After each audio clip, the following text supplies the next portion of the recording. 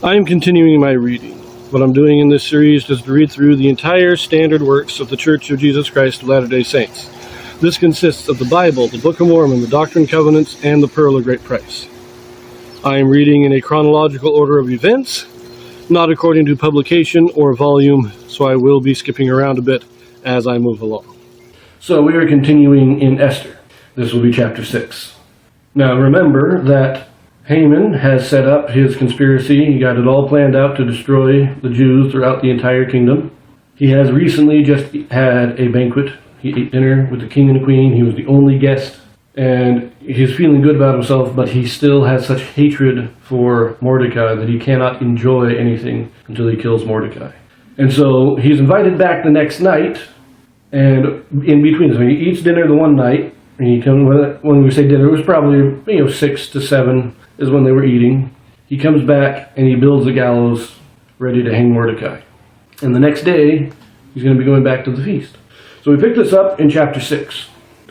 Mordecai receives great honors. Haman mourns and is counseled by his wife. On that night could not the king sleep, and he commanded to bring the book of records of the chronicles, and they were read before the king. And it was found written that Mordecai had told of Bigthana and Teresh, two of the king's chamberlains, the keepers of the door, who sought to lay hand on the king Ahasuerus. And the king said, What honor and dignity hath been done to Mordecai for this? Then said the king's servants that ministered unto him, There is nothing done for him. So remember that Mordecai did uncover this conspiracy to kill the king. He was given the credit for it. Esther made sure he was credited with uncovering the plot. And it was all written down. The Chronicles of the Kings, the court historian, wrote it all down. Now the king, after his banquet with Esther, he's probably a little anxious. What's Esther going to be asking me about tomorrow? He's thinking about the next banquet, because Esther told him she will tell him what she wants at the next banquet. He's a little anxious in his mind. What does my queen want? He can't sleep. He has them bring in the roll, and they read the Chronicles. And they happen to read about Mordecai uncovering the plot. And he realizes Mordecai was never rewarded for it. Mordecai got he didn't even get a thank you. Verse 4. And the king said, Who is in the court? Now Haman was come into the outward court of the king's house to speak unto the king to hang Mordecai on the gallows that he had prepared for him. And the king's servant said unto him, Behold, Haman standeth in the court. And the king said, Let him come in. So Haman came in, and the king said unto him, What shall be done unto the man whom the king delighteth to honor? Now Haman thought in his heart, To whom would the king delight to do honor more than to myself? And Haman answered the king, For the man whom the king delighteth to honor, let the royal apparel be brought which the king useth to wear, and the horse that the king rideth upon, and the crown royal which is set upon his head. And let this apparel and horse be delivered to the hand of one of the king's most noble princes, that they may array the man withal whom the king delighteth to honor, and bring him on horseback throughout the street of the city, and proclaim before him, Thus shall it be done to the man whom the king delighteth to honor. Then the king said to Haman, Make haste, and take the apparel and the horse, as thou hast said, and do even so to Mordecai the Jew, that sitteth in the king's gate. Let nothing fail of all that thou hast spoken. Then took Haman the apparel and the horse, and arrayed Mordecai, and brought him on horseback through the street of the city, and proclaimed before him, Thus shall it be done unto the man whom the king delighteth to honor. We see here Haman's pride getting the best of him. You remember, Haman built his gallows, and he's going to come into the king, and he's going to ask the king if he can hang Mordecai. That's why he's here. He's here to get permission to kill Mordecai. And the king doesn't say who he's going to honor. He just says, How do I honor? If I want to honor somebody, what would I do? What would you suggest doing? And Haman, thinking that it's him that the king wants to honor, his pride and arrogance gets the better of him. So, set him on the king's horse, give him the king's clothes, let him even wear the crown, and then parade him through the streets. This is Haman.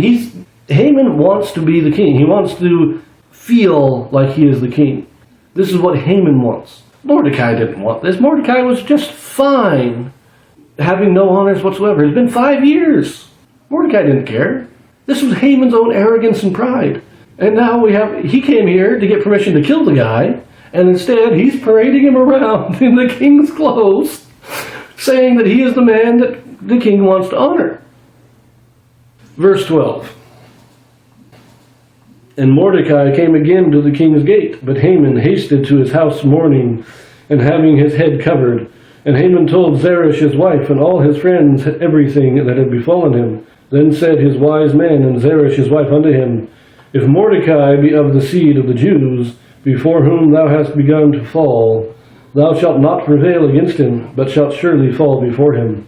And while they were yet talking with him, came the king's chamberlains, and hasted to bring Haman unto the banquet that Esther had prepared. Now his wife and his friends are wising up to him and says, Look, you're trying to kill the Jews. Mordecai is a Jew, and you are so angry against him. If this is how it's turning out already, you might as well give up. You're not going to win. You can't win against these people. You can't win against the Jews. You try to destroy the Jews, and you're just going to have problems no end. That's their counsel. Finally, they're saying, look, just leave them alone. You're not going to win this. But I think it's funny. He goes in. The previous night, he was at the banquet. He comes home, and there's, why don't you build the gallows? So he spends all this time building the gallows. And then he goes to the court, probably in the early morning hours. He's getting there really early. He really wants to get that. He really wants to kill Mordecai. The king hasn't been sleeping all night. He's reading about Mordecai. He calls Haman in and says, hey, how do we honor this guy? And so we end up parading Mordecai through the city, which probably took a couple hours. Because you have to go through, he wanted to go through the entire city. And he's walking the horse through the crowds of the city, proclaiming loudly that so shall it be done to the man whom the king delighteth to honor. And so it takes all day to do this, and he goes home. And when it's done, Mordecai just goes back and sits down by the castle gate again. He's still in mourning. So he sits down.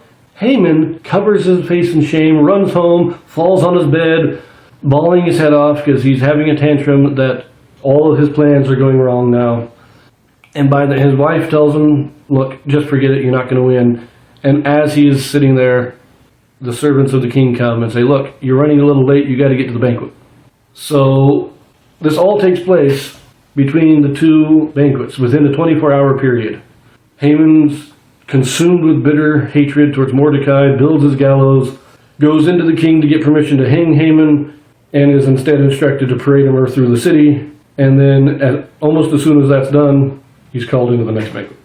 Haman is an evil man, but I have to feel just a twinge of pity for him because everything does seem to just fall apart on him, and it's just hilarious, really. So I will see you in chapter 7.